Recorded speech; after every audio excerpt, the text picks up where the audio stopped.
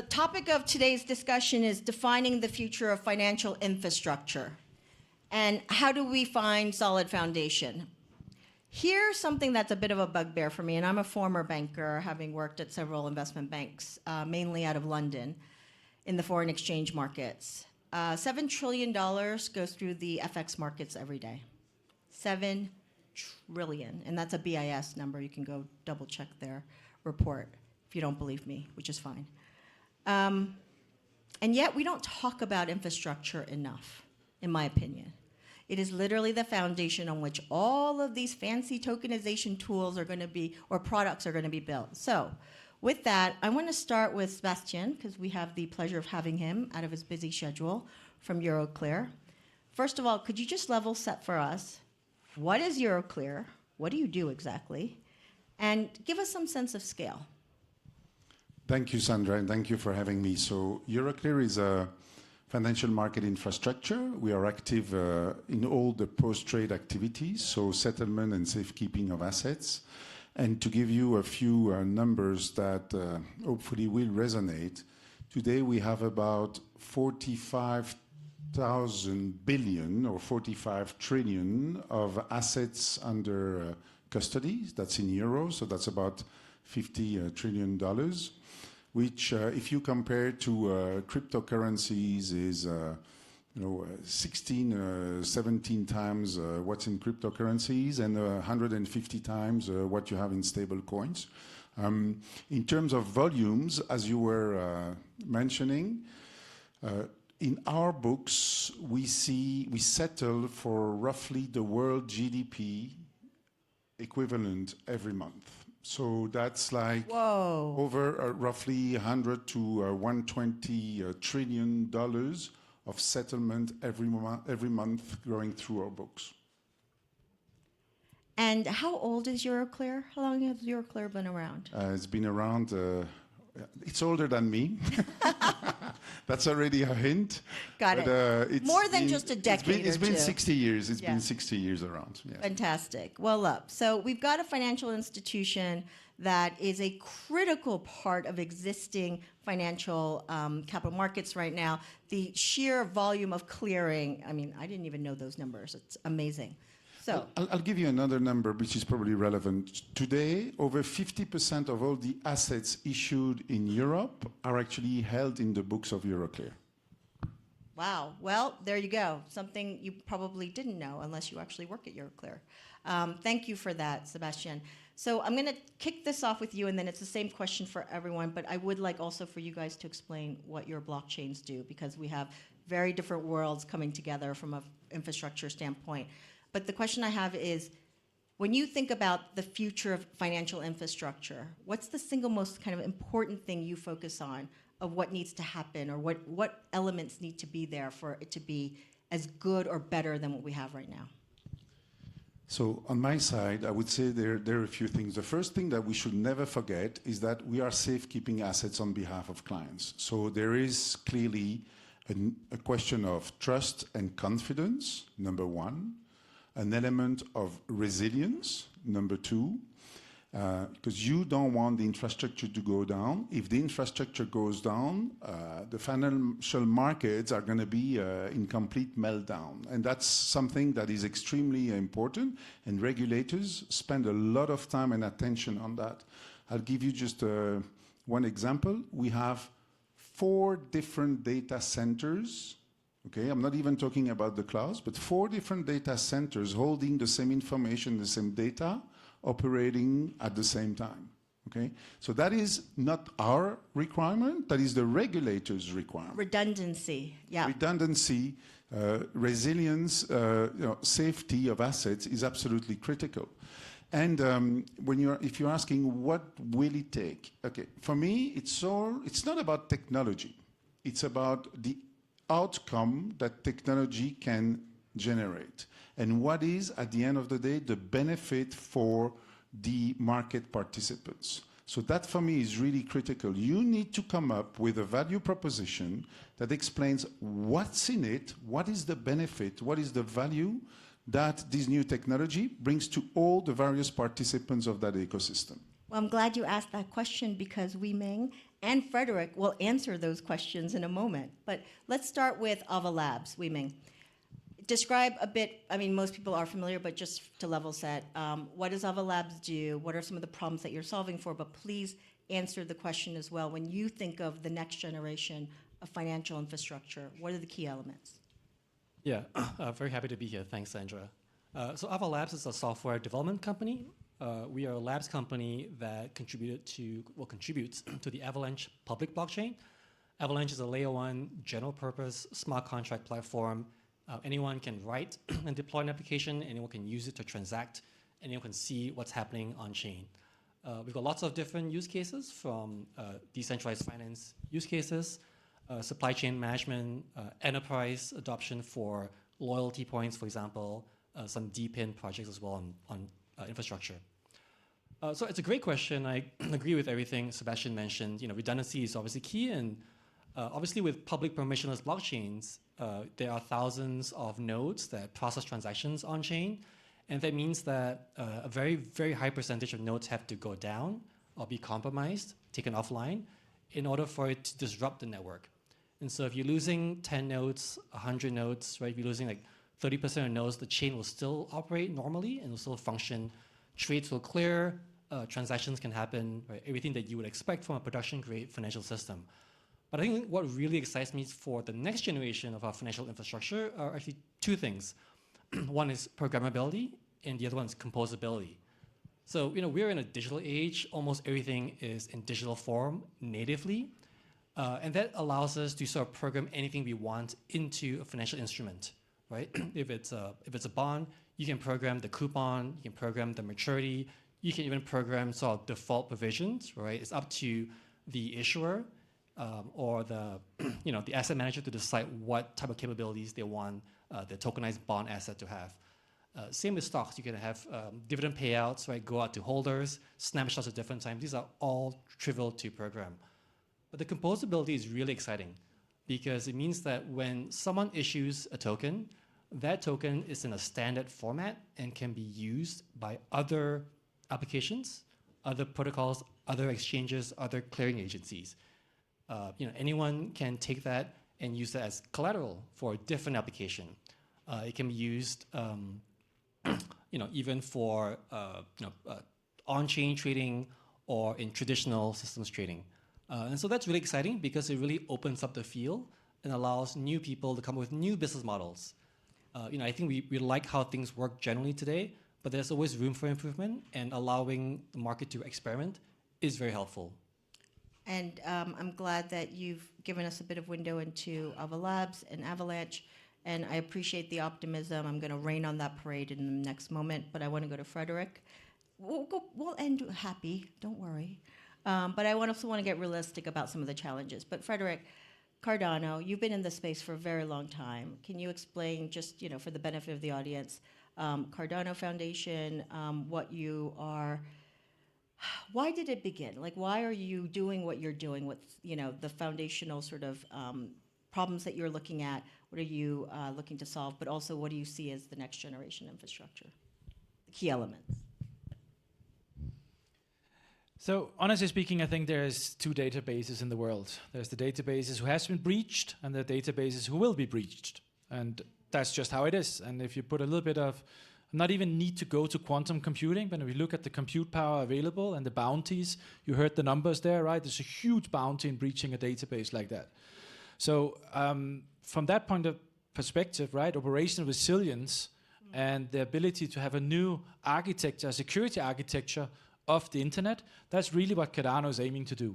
To be a public critical infrastructure who combines the financial and social systems of the world and allows everybody, no matter where you're born, no matter what industry you're in, to participate in a symmetric relationship. And the reason I'm saying that is because digital sovereignty right now has never been a theme as it is today, right? We're sitting here in the heartlands of Europe, and we are suddenly waking up and understanding that most of our core critical infrastructure are managed on Chinese systems, whether that is hardware in terms of networks and cabling, routers and so on, or is managed on US infrastructure. And we in Europe, we are actually not completely clear about, can we even run our own critical infrastructure? What's so powerful about Cardano is that it doesn't matter if you're in the US, if you're in Venezuela, whether you are in Australia or you are in Russia, nobody can shut Cardano down. And we've been running now since 2017 with no downtime. We've been under attack from nation states. We've been under attack from hacker groups. We had malicious, code, and we changed the entire code base of Cardano, which is hundreds of thousands of lines of code, while we had over 1,000 companies building, living, and deploying on it. And we even have people represented in the room, like Masumi here today, who has over 100 German mid-size and large-size corporates actually using Cardano to secure agentic AI. So I think that's kind of what makes us quite special, is that we are not aiming to be a critical infrastructure. We are already a US certified critical infrastructure, and we are there for everybody around the world, and we can guarantee digital sovereignty in a world where this is becoming really, really hard. Well, thank you for that. And the piece about who writes the rules and controls infrastructure is actually quite topical these days, and the ability to just shut out a group or a nation state or whatever, that is a question. But let's go back to infrastructure as we can imagine it as it's being built now. If you think about it, the world is about trade-offs, and let's talk about in the context of risk management. There are always, whenever we're building anything, designing anything, there are a bunch of risks. And you will decide whether, if you're going to pour all your resources into the security piece, then you're going to probably be foregoing other elements. When Euroclear, let's just take that for a moment, but when Euroclear looks at the world about what next generation looks like, how do you see the role of what a Euroclear can do versus where you're seeing your work collaborating with some of the blockchains and other infrastructure that's out there? So the first thing that I would say is that there's not going to be a big bang, okay? It's never going to happen from one day to the next. It's going to take time. So no flipping of the switch? No flipping, no flipping of the switch, but I will give you an example of what we are trying to do on our side. What switch? Means that it takes time, but not as much time as you think. But priority number one is to ensure that we keep the interoperability between the digital asset world and the traditional finance world. Because those digital assets, if they are trapped in the digital world, they don't have the same value for the investors as the asset in the traditional world. For example, in terms of collateral management, and we have trillions of assets in our collateral highway, so we can see that. So how do we ensure we keep those digital assets as part of the overall environment? So that's one thing. Okay. The second thing is you cannot do a big bang from one day to the next. But what you can probably do is start to digitize some segments of the market which could probably go faster than others, because it's not like we're starting from zero. It's easy, a digital issuance can be done very easily. We have a platform that allows clients to do that, but guess what? In 3 years, we had 15 clients interested in doing that. So it doesn't tell you that there's it tells you that it doesn't have a lot of interest in the market to do that at this stage. But what we are saying is, if we can move a segment of the market, but that means the entire ecosystem with all the participants, the issuers, the investors, then it has an opportunity to succeed. So that is something that we're currently working on with the Banque de France, specifically a market of commercial papers in France, which is about 300 billion euros. So it's big. It's as big as stable coins, but from our perspective, it's less than 1% of the assets we have under custody. But what we're saying, if we can switch that market in a digital environment, then at least we can demonstrate that the interconnectivity with the traditional world still works, and that we can shift the entire market. And commercial papers are papers that are issued and that have less than, let's say, a year up to maturity, which means that if we were to start that new environment within a year, you can envisage an environment where The 300 billion have been digitized. They are on DLT, on our DLT, and you can actually fully operate in this digital world. The problem, though, is that when you start to talk to all the participants, they're not necessarily interested in this, right? So you can say, as an infrastructure, I'm going to digitize everything, put everything on DLT, and then you have a number of participants who are going to tell you, I'm with you on this journey, and another part of your clients that say, over my dead body. So how do you manage all of those changes? But for me, that's the only way you can actually succeed, is otherwise you start from zero. Yeah. Why is crypto and why is stablecoin working on DLT? Well, because it started on DLT, not because it switched from another environment onto DLT. So you really need to think about that way. So yes, I think you raise excellent points about the challenges you have about you already have existing infrastructure and businesses and clients that you need to figure out how to bring along on the digital side. But both for Ming and Frederik, when you're engaging with financial institutions and talking to them about particularly real-world asset tokenization, do you find that you're seeing similar thematics, as Sebastien was saying? I'll start with you, Ming. Yeah, I think so. Obviously, the technology is there to serve a business need, and the customer has to be convinced that it makes sense for their assets to be issued on chain. So cost reduction is useful and interesting, but I think for the most part, asset managers and issuers want to know that it's going to be interesting to their customers, right? The investors are going to buy into those products. And I think what we've seen in the past, at least prior to 2025, is the uncertain regulatory environment made it so that there was a hurdle to be crossed. Right? You have to prove that the SEC, for example, or the different agencies were in favor of the tokenization of real assets. And once you made that case, then you can look at whether it's useful to investors. So, I think we're definitely at a place where the federal agencies in the US are very interested to making that happen. There's a lot of work streams, from the securities regulators to the commodities regulators, even the OCC, to try and make that happen. And then it becomes educating the investing public, right? Like, it's easy to sell tokenized assets to a crypto native business. A venture fund that is crypto native is interested. A foundation that has a treasury in tokens is interested. Right. But whether a corporate business that's not otherwise in the crypto space, whether they're interested, it's a different ballgame.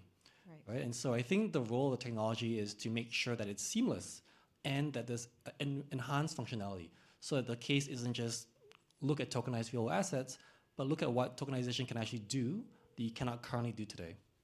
And let's face it, by the numbers we heard earlier at the start of this panel, that opportunity set to cross over and cater to the markets in the real world is enormous, into the trillions upon trillions. So Frederik, over to you.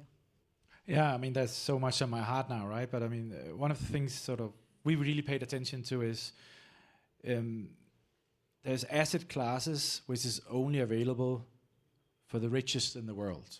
It's only available for the very, very, very few, either due to the complexity. It's not necessarily from a regulatory perspective, it's just complexity and access, right? And you're trying to protect those assets if you are a large asset manager, right? And there's a lot of sort of restrictions around that. And what we actually did is we worked with a company to basically take a portfolio of reinsurance from Hanover Re. The entry ticket for this is normally $100 million. I know this is a very petty number compared to what you're talking about, right? But this is to get into this asset class directly without a wrapper, $100 million. Now, we listed that on the London Stock Exchange, which means we went through all the regulatory hurdles of a listed RWA, which normally has an entry ticket of $100 million. We got it down to $50,000. Does that mean that we democratized it? No. But we really proved the point. We proved the point that you can, on a tier 1 stock exchange, you can take a sophisticated asset class as reinsurance, flooding in Miami, cybersecurity, and you can make that work. So can I stop you there for 1 second, though? It's fantastic that you can do that, and I think actually that's the direction of travel. What questions did you get about the infrastructure portion, though? Did you get a lot of questions around the soundness and fit and risks, et cetera? Yeah, we did. So it turns out, London Stock Exchange had a couple of people looking at the next generation of financial infrastructure. And when we came and knocked on their door and said, this is what we're doing, they were like, well, hold on a second, you already use LEIs? Well, no, stop, even better. You're using virtual LEIs, which is first level quantum secure, without lattice, which basically is the next big bet. And you have a blockchain, which can do that together with the traditional infrastructure who uses this to move 80% of world trade, not just paper trading. And you can already answer the questions in terms of DORA. So you can basically guide us in terms of where you are on the journey of DORA. And, hold on a second, you worked together with the Global Blockchain Business Council and you did a risk management framework, which basically covers SOC 1, SOC 2, because, neither him or me, we can be SOC 2 compliant as we stand today. But as we also know, technology is changing. So the way we risk mitigate is no longer the best way to do it compared to the technology landscape. So the fact that we were so open and honest and were able to say, yes, we know that we are not SOC 1 and SOC 2 compliant. This is the attack vectors we are not covering. And this is the risk mitigation we have suggested to the global infrastructure world to say this is how we mitigate it. And then we prove the path on how we are mitigating that in that journey. And then suddenly we are now working together with the London Stock Exchange in terms of how do we do even more of that, not just for Cardano, but also for Labs and also for Euroclear and all participants. Because I do think that we have here an opportunity of actually, smarter, faster, cheaper. And normally blockchain has never ever been smart, fast and cheap because you compare it to a very centralized database infrastructure. But if you compare it to capital markets with the threats and the sort of complexity we are introducing into capital markets these days, suddenly a well-designed architecture as Labs and Cardano can become a part of that solution if you have the policy and regulatory understanding and the experience from capital markets. And that, I have to say, you packaged so well that when Sebastien, I'm sure Euroclear is approached all the time by different groups from around the world trying to collaborate and partner. When you meet a blockchain group or a technology group that can answer those questions, that must build more confidence to want to be able to partner. Yes or no? Yes, but it is important to look at the way we can collaborate with those organizations, right? So for me, it's all about So collaboration. could you unpack that? Yeah. And how can we effectively together build a business model that leverages the technology but gives value to the end client and also is very secure, okay? Because we talked about trust and confidence. It takes 60 years to build it. It takes 1 day to destroy it, okay? So that is very important.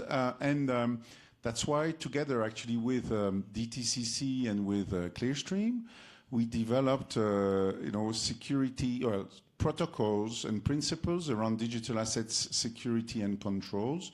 And we emphasize what are the elements that for us really matter. And there were 6 of those. I hope I remember the 6, but there was, the first one is around legal certainty. The second one is around compliance with regulations. It's around resilience. It's around safeguarding and safekeeping of assets. It's around interoperability. Also in the digital world, very important. Okay, not only with the legacy world and traditional world, but within the digital world. And finally, it's around scalability and how can you effectively build a business model that is scalable. So for us, these are the 6 elements that we believe are really the foundations that any player needs to comply with in order to be able to play in the world of financial market infrastructure. Can I say something about trust? Because I had a good chat with Gardner this morning, and we talk about the cost of misinformation and the consequences of misinformation, specifically in a LLM or AI-generated world. We now actually today have more content from AIs than we have from humans. We are today struggling to verify the news we are seeing, right? We can have a situation that it goes viral, that a key infrastructure is down, and people will believe in it, right? Even though they are trying to say, no, we are here. We are still up, look at our network stack, look at these things. But, when this goes viral, right? This 60 years is suddenly destroyed in a matter of seconds. And I think, the Euroclear name is a household name, is one of those things we all trust in capital markets. But these new risks are now coming so fast. And I think this ability of verifying the truth and using very sophisticated levels of digital identity to ensure that you can prove what is real and what is fake is going to hit capital markets in a way we've never seen before. And I think there's many versions of Credit Suisse, right? But one of the versions of Credit Suisse we can talk about without sort of spilling some beans from what FINMA did and did not do, right? Is if you are a high net worth individual and your relationship manager or the general director calls you on a Sunday and say, we have everything under control, don't withdraw your assets. What are you going to do? Withdraw your assets. Right?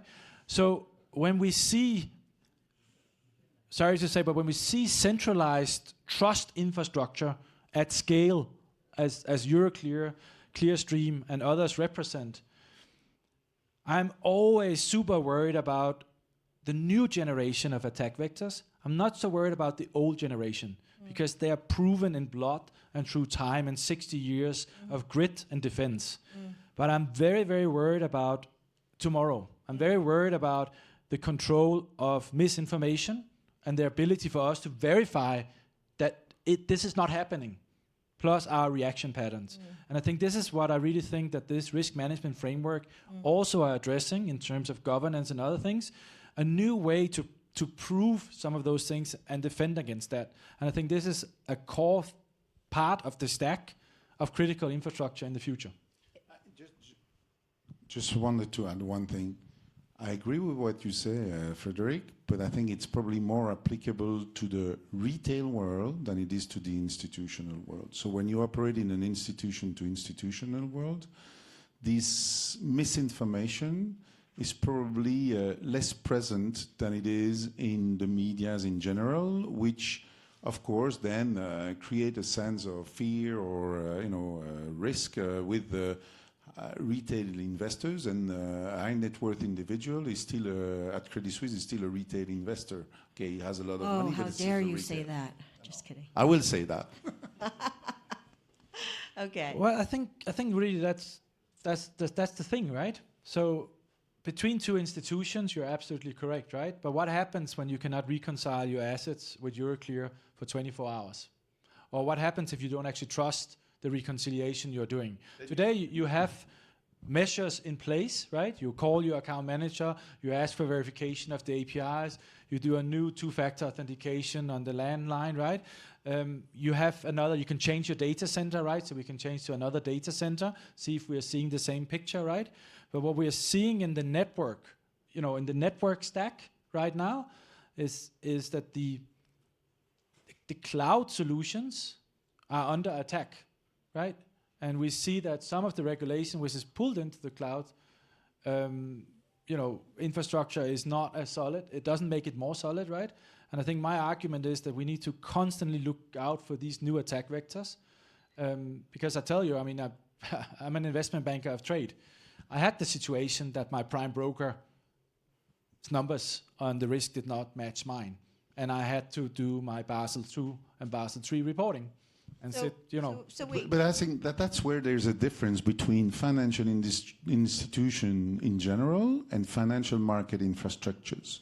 Because financial market infrastructures, they have a specific regime under which they operate, which had specific regulations that, for example, would not allow me to have any reconciliation issues at the end of each working day.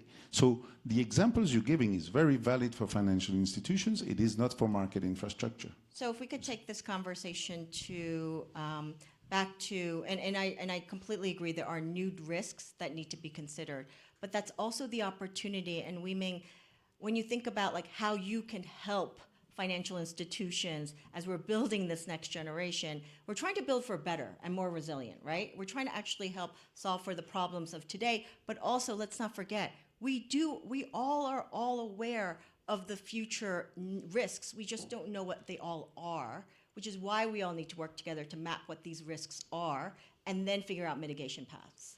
And so, Ming, when you have your conversations today, how much is it about AI attacking infrastructure? How much is it about other types of risk? Yeah, I think candidly is not enough about new risks.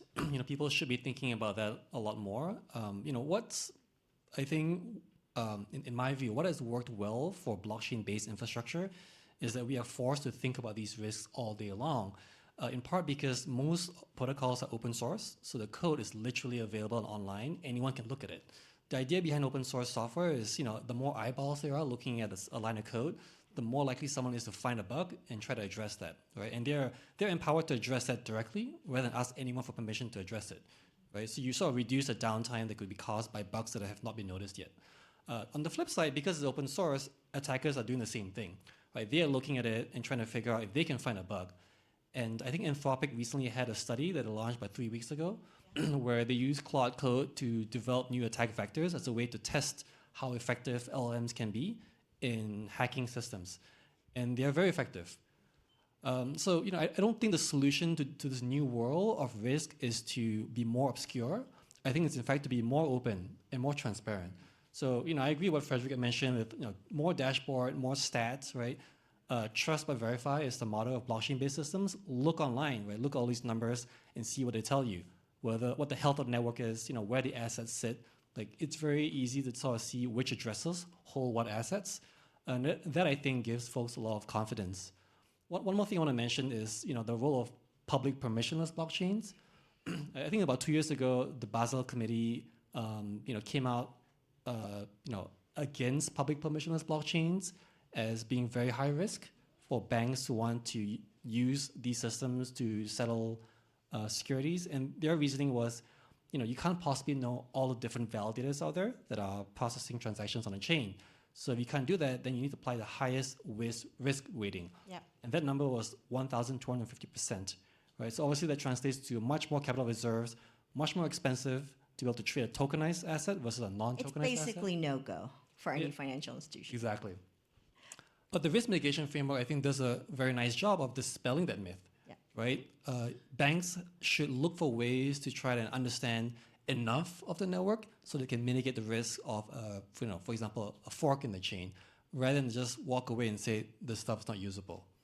So this is where I want to unpack for the audience who may not be as familiar, but believe it or not, Euroclear, next to Ava Labs, next to Cardano, next to a few other L1s, next to a bunch of other financial institutions, have gotten together to actually address some of these new risks.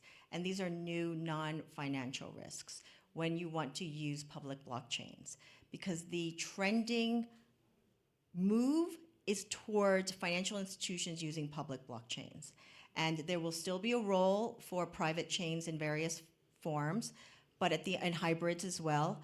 But as that trend moves towards usage of public chains, we need the solid foundation that we're talking about here, which means not being afraid of the new risks, but actually saying, okay, let's get together. Euroclear doesn't have all the answers, but neither does Ava Labs nor Cardano. But collectively, in a dynamic setting, we can start laying out what are the most salient new risks. But that's not it, because if you just lay out risks and no solutions and mitigants, then you're not much further along, other than, okay, you have some clarity around the risks. The key is the mitigation part, which then translates into controls for a bank or a financial institution.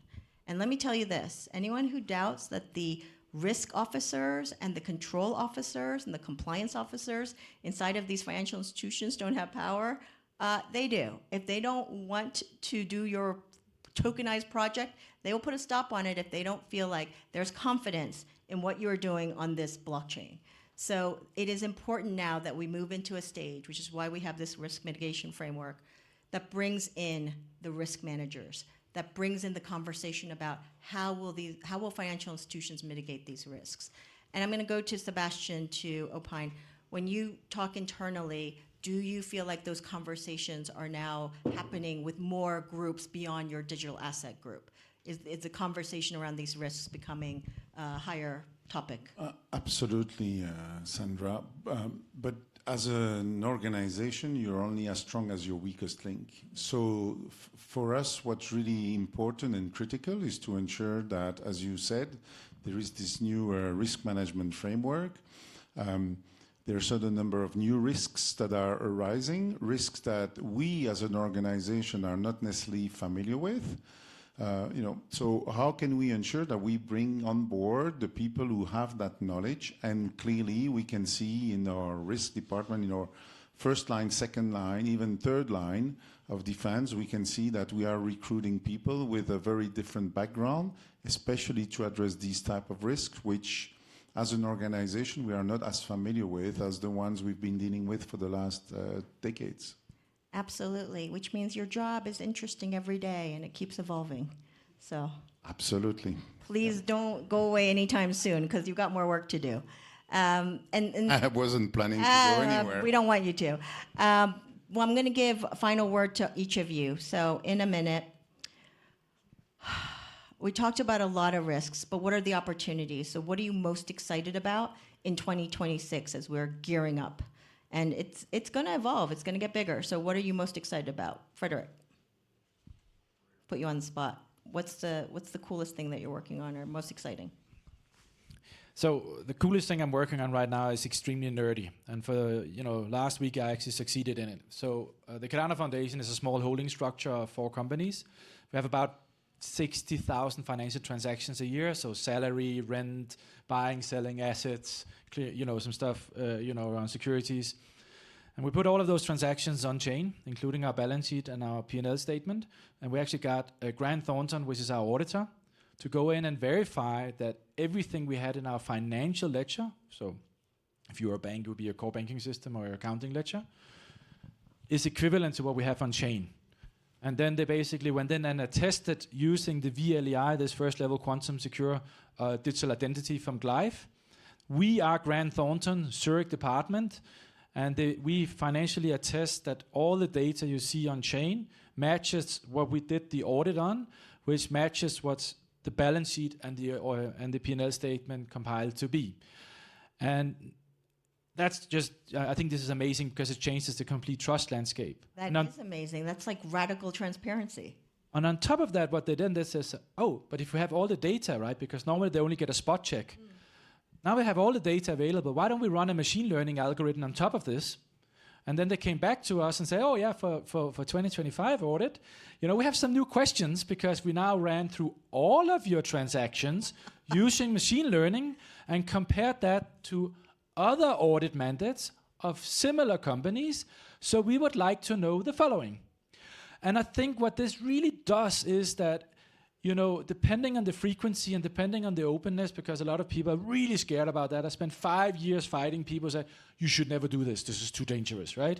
You can kind of see why, but go ahead. But what it really does, it makes everybody who wants to, with the power of ChatGPT or whatever, can now ask questions to the composition of my balance sheet, including certain key risks. Now, granted, a non-for-profit foundation like we kind of represent here is not the same as Euroclear. So I'm not advocating that Euroclear should do that, right? But if we get to a situation like that funds are doing that, think about, close to real-time NAVs with no delays and no errors. Think about, banks doing that and can basically do capital adequacy with the click of a button, right? I think this is going to change the way we assert trust in numbers, infrastructure, and data. I see it as a use case for our handbook in 2026. Over to you. Yeah, I'm most excited about 2 things this year. First one just applies broadly to our industry in blockchain and crypto. And the second one specific to Avalanche. So on the broader point, we're hopeful that there is movement on the market structure legislation in the US, right? It's time for the US to catch up and there's real momentum there. But what I think is really exciting is the consequence of that, which is we're talking about financial infrastructure. And in most jurisdictions, there's a recognition that there are financial infrastructure providers that should be regulated. Broker-dealers, alternative trading systems, transfer agents, right, clearing agencies. And then on the other hand, there are financial infrastructure providers that should not be regulated in the same way. And these are sort of more pure base layer technology providers. There's stuff in the middle like cloud services, which can be critical infrastructure, but there's definitely room for providers that are not financially regulated. And I think that space is so interesting because I was talking earlier about new business models. And it'd be great if developers, entrepreneurs, right, startups, even incumbents, find a way to develop new protocols, new applications that take advantage of the blockchain. Oh, we need to have a sidebar, 'cause we've been talking about this. Yeah. Okay. Because I think there's a lot that I can love be done that. there. I love that. You've identified a major opportunity. Great. Yes. Great. And I hope everyone in the room is as excited about that as we If are. there are any entrepreneurs that need a new company idea, then you should definitely come and talk to us. And Sebastien needs to go, so you get literally 10 seconds. What are you excited about? Everything. So I'm excited about giving the opportunity to new issuers to issue based on DLT technology, and that can probably create new environments that until now didn't exist. And the second thing is I'm excited about the use of AI, but not for the sake of cutting costs, but for the sake of creating new revenue streams for the organization. Thank you very much. Thank you, everyone. And thank you for your time, audience, and those on live stream. All right.